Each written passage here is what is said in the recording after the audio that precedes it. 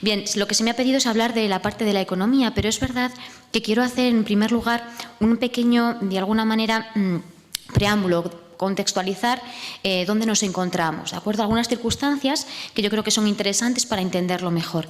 Lo hago considerando que aquí es verdad que hay expertos, muchos expertos en el tema, y quizás este preámbulo lo conozcamos o todo lo que hable lo conoceremos y se quedará corto, puesto que el tiempo es muy limitado, pero también lo hago para aquellos que quizás estén más alejados o que estos temas les toquen, bueno, pues no tan de cerca. Entonces, por eso he hecho, bueno, pues 3 apartados. En primer lugar, hablaré, pues eso, ese contexto histórico. Luego tocaré unos pequeños, lo que he llamado, bueno, factores clave que me interesaba remarcar para entender mejor las políticas luego económicas, tanto política monetaria, política fiscal, lo he llamado así, de reforma de la hacienda pública, y luego, pues, políticas económicas en general, comerciales internacionales que abordan los reyes católicos, y quizás me centraré en la figura, me voy a centrar en la reina, en la figura de Isabel. Bien, respecto de este contexto histórico, ¿qué es lo que quiero en primer lugar recordar? Nos encontramos en años cruciales, ¿de acuerdo? Un cambio de época, una transición entre la Edad Media y el Renacimiento, empezamos con la Edad Moderna, y esto es importante tenerlo en cuenta. También es importante tener en cuenta este detalle: Isabel va a ser la princesa heredera, ¿de acuerdo?, a partir del Tratado de los Toros de Guisando. Esto es interesante porque aquí la figura de Isabel va a cobrar importancia. Vamos a dar otra fecha importante. En el año 1469 Isabel se casa, y se casa con Fernando.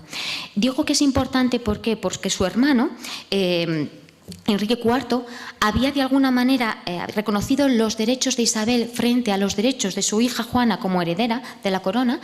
Isabel va a ser la heredera, pero una de las condiciones era que eligiera, o sea, que de alguna manera estuviera de acuerdo con que la persona con la que se iba a casar.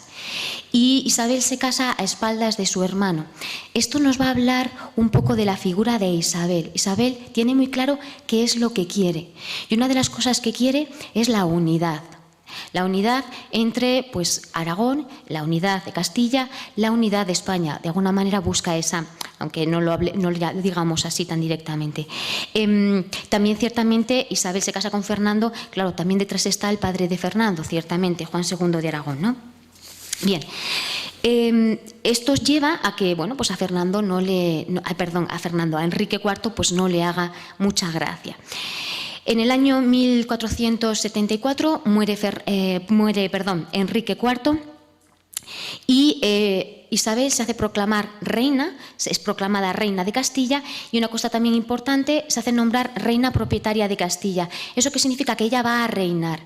Ahora mismo tengamos en cuenta que Enrique IV, claramente, después de que Isabel se case con Fernando, pues de alguna manera el acuerdo llevado en el cual concedía o reconocía a su hermana como la heredera, pues de alguna manera lo echa para atrás, ¿no?, por así decirlo. Entonces eso hará que a partir de esta fecha tengamos una guerra civil, bueno, que concluirá, pues, en el 79 con, bueno, pues con la victoria también de Fernando en varias batallas importantes, y luego ciertamente con la paz del Cazobas en Toledo, firmada en Toledo en 1479. Pero interesante es que Isabel es nombrada reina, y ella quiere asumir las funciones de reina. Es decir, cuando hablemos de todos los acuerdos, de todas las medidas tomadas, Isabel va a estar detrás. Nos habla, por tanto, de una personalidad fuerte que ya va a asumir de alguna manera, pues, esas también medidas políticas, económicas que se llevarán a cabo.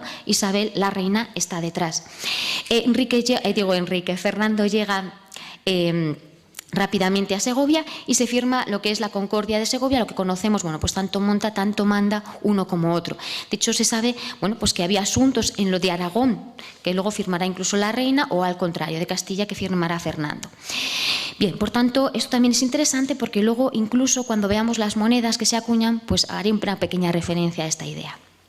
Bien, en el año 1479 muere Juan II, entonces ya Fernando pasa a ser el rey de Aragón, y entonces está la unificación ya real en cuanto política como territorial, ¿de acuerdo?, de los dos reinos, en las personas de los reyes y luego en sus hijos.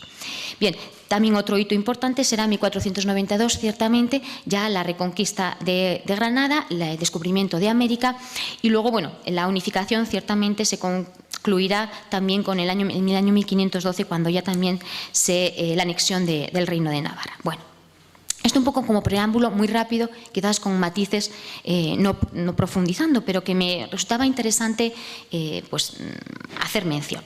Pasamos entonces a esos factores clave que les decía que me interesa también marcar. El primero, al cual ya ha hecho alusión, la persona de Isabel. Es una mujer fuerte, una mujer inteligente, una mujer con cualidades humanas, una mujer que sabe buscarse colaboradores. No solo hay que ser listo, sino saber rodearse de los más listos, ¿de acuerdo? Y eso Isabel yo creo que lo hace y que lo hace muy bien. Bien, por tanto, vamos a hablar de que es una gran mujer. Creo que incluso esta mañana en alguna ponencia se ha hecho alusión a una comparación, corríjame si me equivoco, entre Isabel y una gran abulense llamada Teresa de Jesús, ¿no? Santa Teresa. Por tanto, si se ha hecho esta comparación debe ser que hablamos de mujeres de armas tomar, ¿no? Bien. Otra cuestión también interesante a la cual quiero hacer alusión es, tenemos una monarquía de carácter personal, autoritaria y de origen divino. ¿Por qué quiero hacer alusión a esto? Porque Isabel se sabe conocedora, sabe que tiene una misión. Una misión que afronta, y una misión que no se la ha dado ella a sí misma, sino que le viene dada. Ella tiene que afrontar una misión, pero no que le ha dado cualquiera, sino que el mismo Dios se la ha dado. La misión de llevar a cabo un reinado, de ejercer como reina y hacerlo bien, buscando el bien común, no su propio enriquecimiento, sino el enriquecimiento del reino. De alguna manera, buscar una estabilidad, buscar un crecimiento, buscar el bien de la sociedad que le ha sido encomendada. Eso también es importante, es algo que ella misma no se lo ha dado, le ha sido dado y va a asumir esa responsabilidad, yo creo que magistralmente o de forma pues muy acertada. Eso también puede ser una opinión que yo aquí lanzo. Se va a afrontar distintos retos, entre ellos la pacificación interna del reino. Voy a hacer también una pequeña alusión a esto. ¿Por qué? Porque para el desarrollo eficiente o adecuado de la economía necesitamos estabilidad. Necesitamos un orden, necesitamos de alguna manera seguridad. ¿De acuerdo? Y si estamos en conflicto, si no hay seguridad, pues la economía también se ve resentida. Necesitamos unas instituciones que ordenen, ¿de acuerdo? Y esto también se va a dar. También, claro, desde luego, terminar la reconquista y recuperar el poder económico. Ahora lo veremos. Voy a hacer algunas pinceladas respecto de la pacificación interna con lo que es la Santa Hermandad, que voy a hacer alusiones a circunstancias actuales. Conocemos todos la Policía Nacional, pues una pequeña Policía Nacional, o los comienzos, ¿no?, de lo que ahora entenderíamos como una Policía Nacional. Y está muy bien que se cree un organismo que dé seguridad, que dé orden, ¿no? Y por tanto, aquí Isabel, los reyes, van a crear esta Santa Hermandad, que yo creo que también es clave, ¿vale?, para el desarrollo económico posterior. Bien, recuperar el poder económico. ¿Por qué recuperarlo?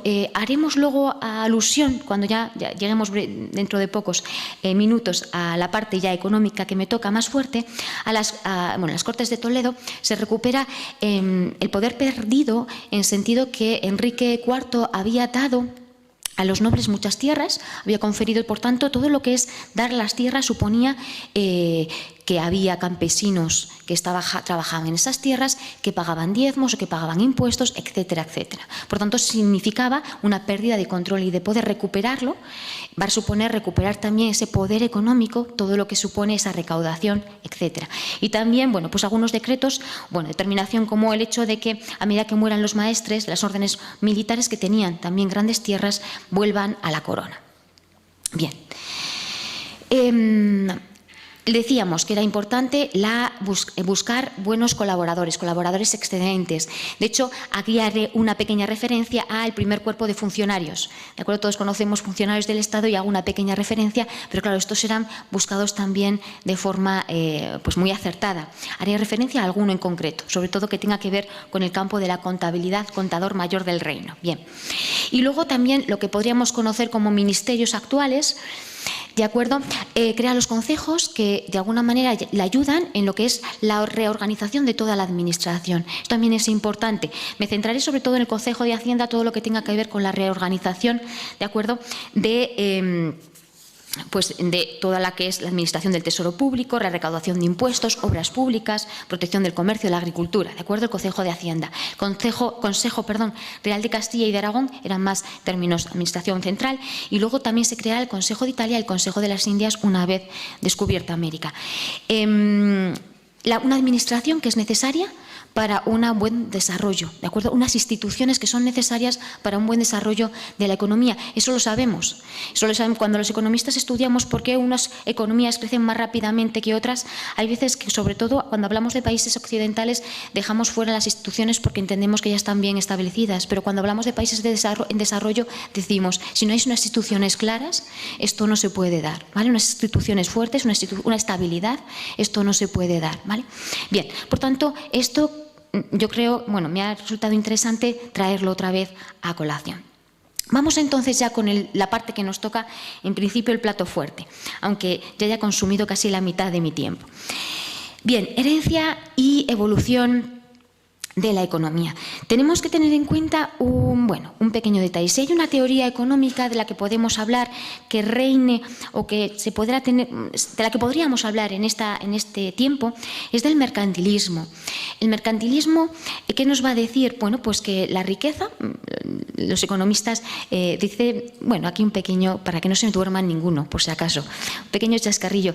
Cuando se ve que una persona tiene vocación de economista, cuando empieza a hablar, cuando es bebé y empieza a hablar, en vez de decir mamá, te quiero, dice mamá, dinero.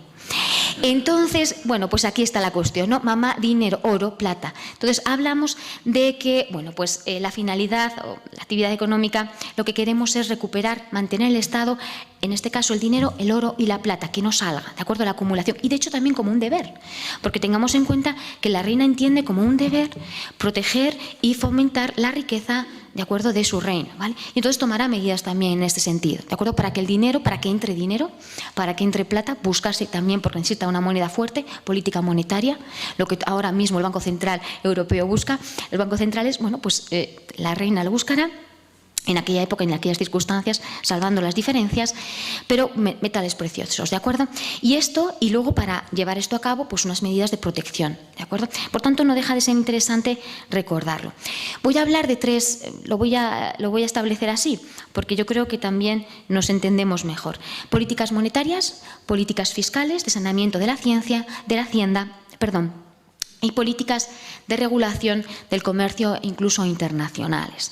Vamos a empezar con la política monetaria. Vamos a hablar de que Isabel, cuando se hace, es nombrada reina, Enrique IV había dejado una situación bastante, bueno, pues una moneda inestable, devaluada, desde luego no era la moneda más fuerte a nivel internacional. Y entonces la reina, los reyes, se tienen que preocupar por crear una moneda fuerte y evitar las fluctuaciones en los precios. Hablemos de inflación, preocupados por la inflación y a veces en circunstancias de crisis por deflación, pero bueno, volvemos el mismo perro con distinto hueso. Hablamos entonces que vamos a buscar una estabilidad de precios y una fortaleza en la moneda. ¿Por qué es interesante conseguir una fortaleza en la moneda? No sé si ustedes alguna vez habrán viajado, seguro que sí, y si es en Europa no hay problema, pero si vamos a países como Estados Unidos, etcétera, necesitamos un cambio de moneda, y siempre cuando hacemos cambios de moneda hay una comisión de por medio. Pues pensemos en aquella época que también había cambistas, que si yo salgo al mercado internacional y tengo que comprar, tengo que negociar, necesito cambiar moneda. Y están los cambistas que en muchos casos se llevarán comisiones quizás no tan reguladas como quizás estén ahora, ¿no? O no hay un mercado tan regulado como este ahora. Entonces, tener una moneda fuerte, una moneda que sea reconocida a nivel internacional, no deja de ser muy interesante para favorecer el comercio, ¿vale? Entonces, Isabel no es tonta, ¿no? Y se da cuenta de que hay que favorecer el comercio y hay que estabilizar también el valor de la moneda.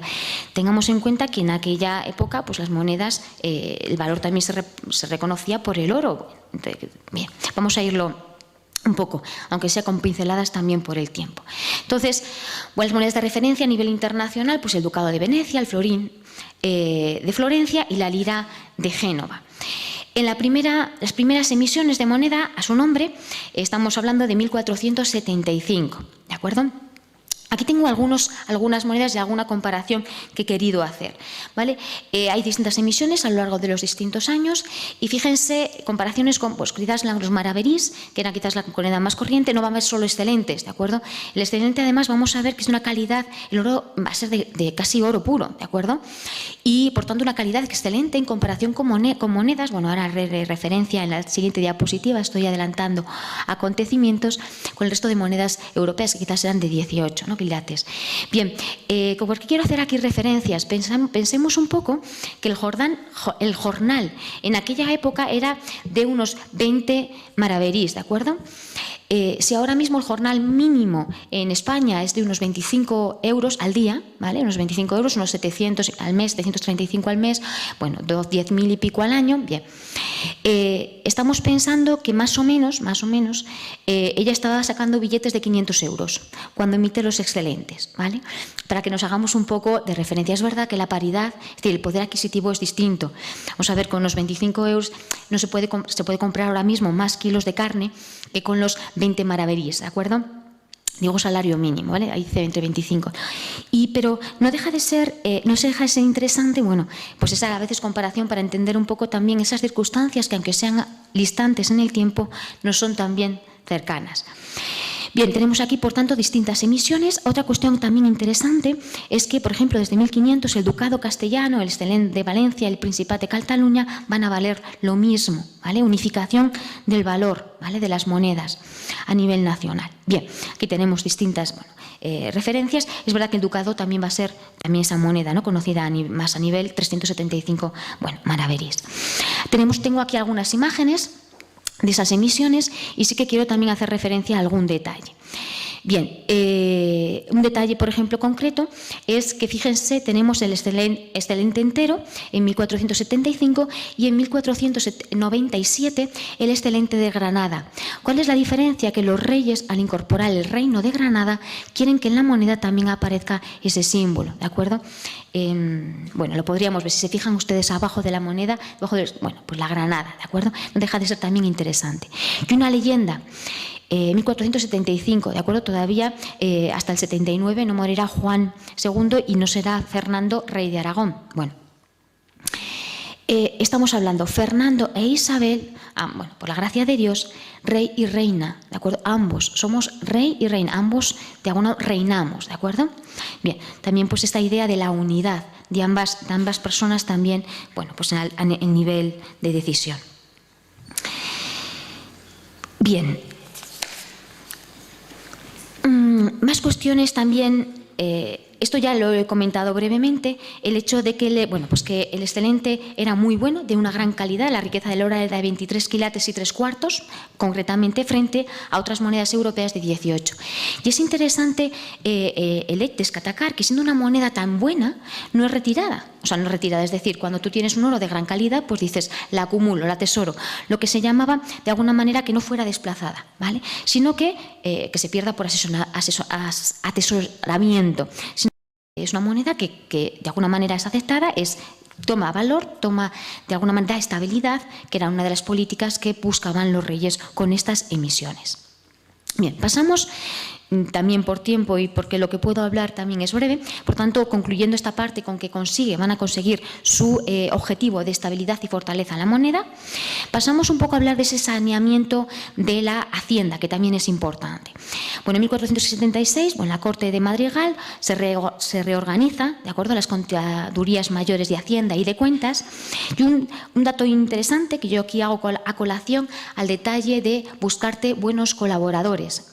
Busca a Alonso de Quintanilla, es el contador mayor del reino, creo que acompañó a la reina mucho tiempo, desde su juventud. Nombrado contador mayor del reino, y lo va a hacer muy bien, ¿de acuerdo? Lo va a hacer muy bien. La contabilidad no deja de ser interesante, ahora haré una pequeña alusión.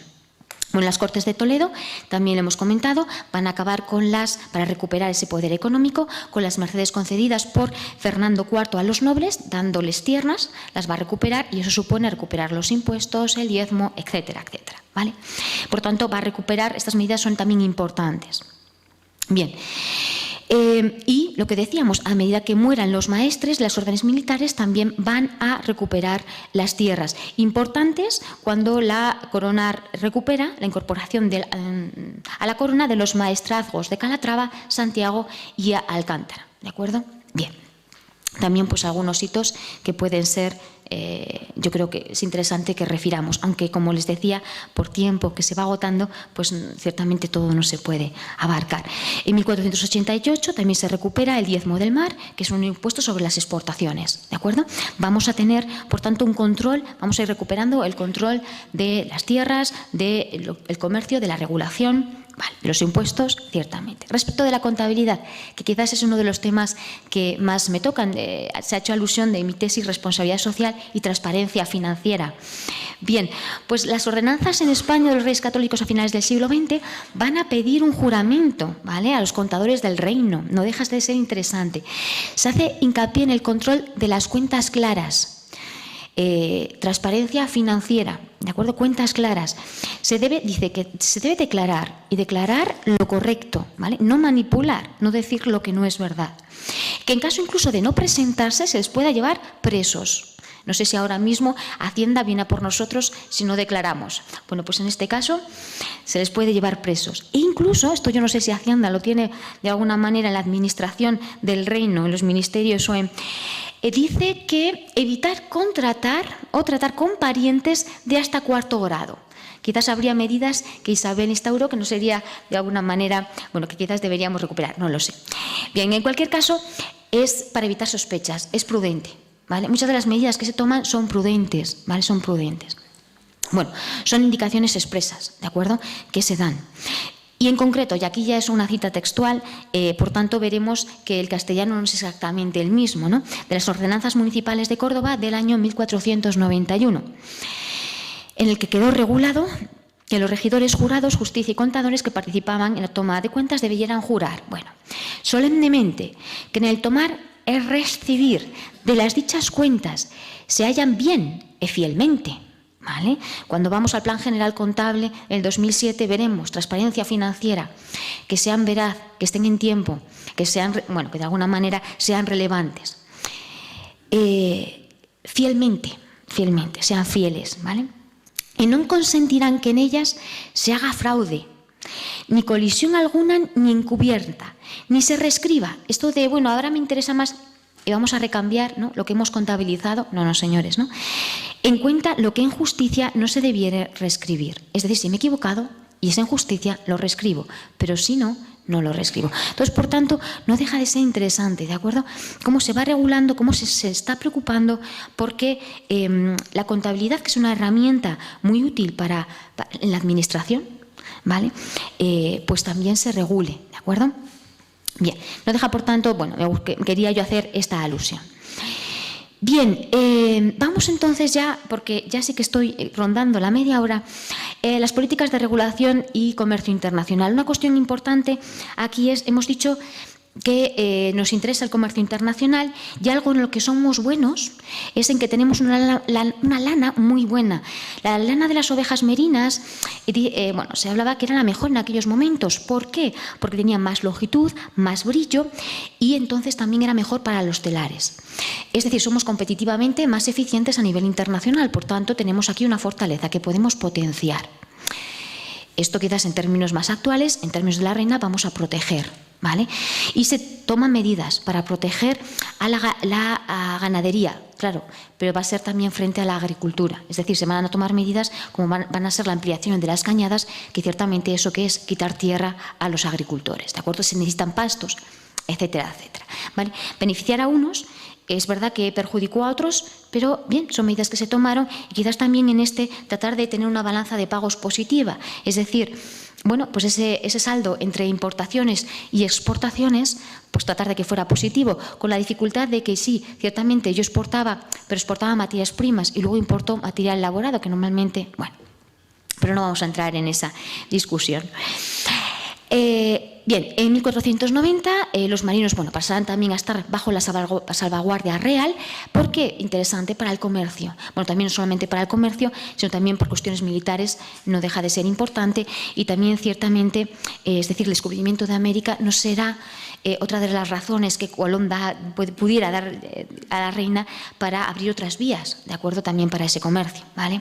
Por tanto, bueno, pues el comercio o la economía va a estar muy directamente ligado, ¿no?, a muchas decisiones que se tomarán, y que luego abrirán las puertas incluso a un nuevo mundo. Bueno, en 1494 también funda el Consulado del Mar en Burgos. Esto es importante porque hay discusiones entre el que quiere llevar el producto y el que lo va a llevar, ¿de acuerdo?, entre los comerciantes y los marinos. Bien, luego seguirán las discusiones. Fernando, ya después de la muerte de la reina, ya estamos en 1511, bueno, pues crea el Consulado de Bilbao. Bien. Para ir terminando y cubrir los 30 minutos en tiempo. Más tipos de exportaciones. Se quedarán muchas cuestiones sin tocar, ciertamente algunas también relevantes, pero bueno, pues para ajustarnos al tiempo, también, bueno, recordar exportaciones, ¿de acuerdo? Lana, hierro, vino, cera, importaciones, carbón de madera, etcétera, etcétera. Que serán, ¿por qué? Porque serán necesarios ciertamente para el propio también desarrollo de la economía y crecimiento también del país. Seguimos importando energía, ¿no? Eso también en eso somos deficitarios actualmente. Bien, habría otras muchas cuestiones que hubiera sido interesante tocar, como por ejemplo todos, pues es decir, vamos a ver, relaciones internacionales que en muchos casos se hacían por matrimonios, ¿de acuerdo?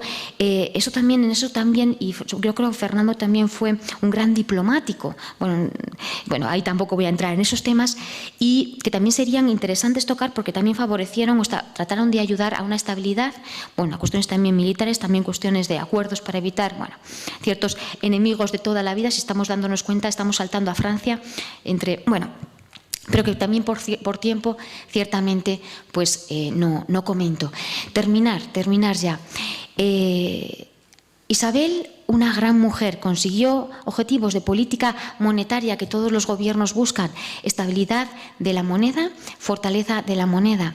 Consiguió reformar la hacienda, otra gran políticas fiscales, consiguió reformarla, ¿vale?, recuperar. Es verdad que también tendremos algunos que alabarán y otros que dirán, bueno, que también faltó algo, ¿no?